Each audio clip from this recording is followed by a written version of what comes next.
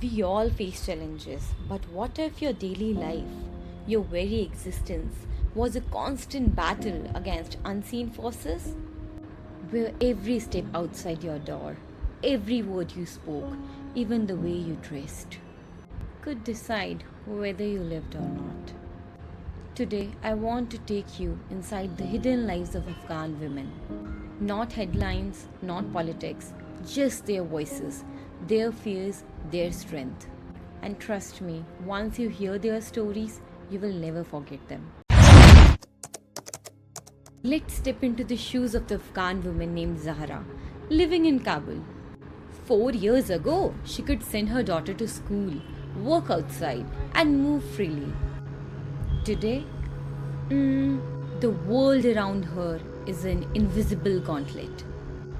Before 2021, women held nearly 30% of government roles, and female students made up over 40% of university enrollment. Now, girls above grade 6 are barred from school, female professors are banned from their campuses, and Zahra's daughter sits at home with only a textbook hidden under her mattress. The world outside my door is full of rules, always changing. Zahra whispers.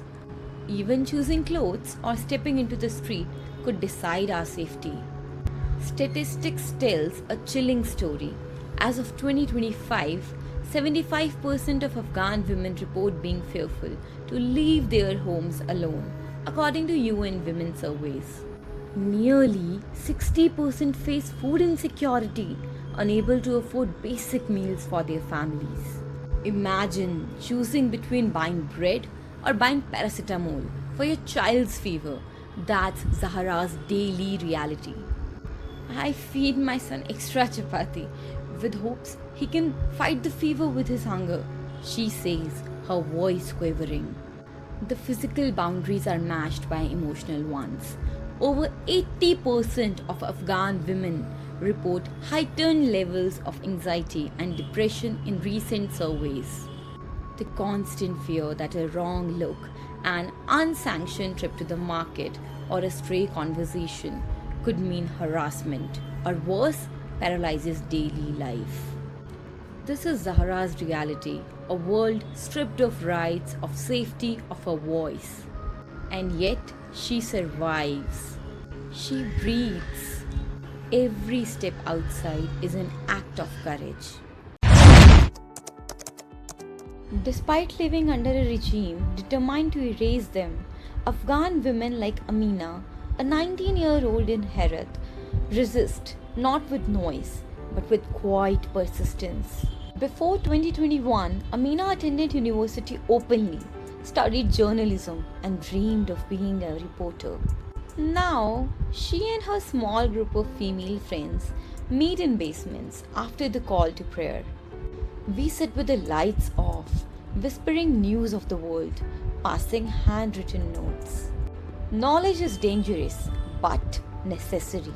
UN Women estimates that as of 2025, 40% of women in Kabul are attending secret classes, tucked away in homes or behind hidden walls. These classes range from literacy to economic skills to basic computer training, fuel for a silent rebellion. In rural areas, organizations like the Asia Pacific Forum on Women, Law and Development have created clandestine networks. Women whisper histories, teach each other to read maps or write letters, all while children are napping or men are away.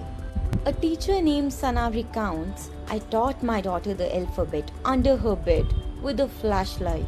I couldn't speak, but I wrote words on the wall with chalk. My daughter learned them by heart and by hope. These acts are small, teaching one girl to read, writing poetry in secret, but they are powerful. They affirm existence, connection, and humanity. They whisper, we are still here. For many Afghan women, home has transformed into both sanctuary and prison. Fatima, a mother of 3 in Kandahar, describes her house this way: "These walls protect me from bombs, but they also close me in. I have no voice outside." Before 2021, homes were gathering spaces, classrooms, bazaars. Now, many women cannot step outside without a male guardian. Even walking a child to the mosque for prayer can result in harassment. Within these walls, emotional strain builds. UN household surveys in 2025 show that domestic conflicts have increased by 70%, largely due to frustration, lack of freedom, and economic stress. Women balance cooking, teaching in secret, and comforting children, all under pressure and fear. Yet inside, Fatima transforms her courtyard into a sanctuary. She grows vegetables, teaches her children poetry by candlelight, and sings lullabies that carry ancient stories of resistance. "My children don't know the world outside is trying to push them away," she says. So, their laughter is my weapon. Women adapt traditional roles. They are not just homemakers, they are educators, healers, poets, warriors within the walls. We got to know what are the current situations of Afghanistan women. But how Taliban entered, which in turn caused all this. In February 2020, the US and the Taliban signed the Doha Agreement. The deal said foreign troops would leave Afghanistan, and in return, the Taliban promised not to let terrorist groups use Afghan soil and to talk with the Afghan government. But those talks collapsed. The Afghan government was sidelined, and the troop withdrawal gave the Taliban exactly what they wanted: a clear path back to power. Afghan government talks lagged, and to 2021, the Taliban captured district after district with alarming speed. On August 15, 2021, Kabul fell. Within weeks, rules targeting women and girls began to stack up.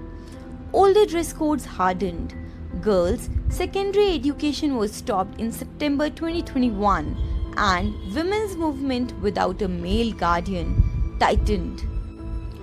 By December 2022, women were barred from universities and banned from most NGO work, a move that even suspended some humanitarian programs because women staff could no longer reach women beneficiaries.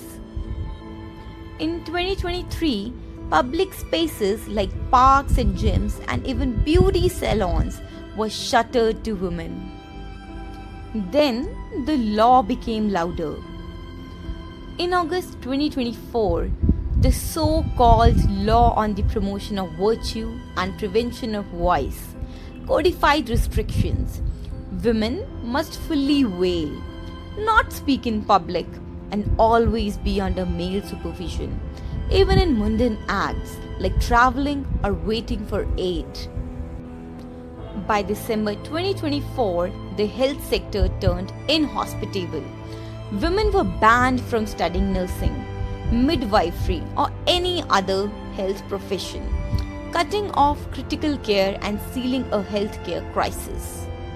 In 2025, the repression extended into media and civil society.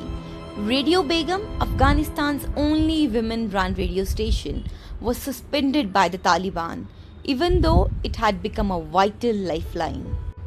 Meanwhile, the UN and human rights groups documented that most laws, courts, and public institutions excluded women entirely, often enforced through threats, floggings, and forced compliance. Last but not the least, seems to be a hypothetical situation though, but manifesting it to be a reality soon. Close your eyes and imagine a school gate unlocking. Girls in navy uniforms, hair tucked, notebooks pressed to chests. A teacher rolls down a chalkboard and writes the date with a flourish. Mothers exhale. Fathers too. That is not naive optimism. It's the goal written into international law and into the ICC's charges that gender persecution is not culture, it's a crime. And it's a crime the world can name, track, and fight. Even in 2025's hard headlines, aid cuts, recognition debates, famine alerts, Afghan women keep building futures the size of a kitchen table. A girl follows a math channel on a cracked phone. A poet records a ghazal as a voice memo. A nurse keeps a first aid box for the entire block. A grandmother tells a child, when the door opens, run toward it. Aid workers say the same thing differently. Keep the pipeline alive, cash where possible, women staffed services whenever allowed, remote learning, mental health support, and shelters for those most at risk. These are bridges to a later morning. To everyone watching, your attention is power. Comment sections shape algorithms. Verified donations shape programs. Sharing accurate updates counters fatigue. Ask your leaders about funding that reaches women despite restrictions. Support scholarships for Afghan girls abroad. Follow Afghan women journalists and amplify them. It's not a savior narrative. It's solidarity with people who have been saving themselves every single day. Apart from all this, in recent months, there have been unverified social media claims that some Taliban edicts now urge women to cover only one eye, implying half seen or being half seen. While these reports lack formal documentation, they align symbolically with the patron of incremental operation that reduces women's visibility further. And what if all this is true, but just not legally confirmed? Pause and think. The story of Afghan women is not just theirs, it belongs to all of us. Because when one woman's voice is silenced, the world loses part of its strength. If these stories moved you, share. Let the world hear what others want to hide. Together, we can carry their voices beyond borders, beyond silence, and into a future where every woman can breathe freely. We'll meet you again with a new video. Do comment your thoughts on this one and comment the ideas that you want to see next. Bye bye, girly.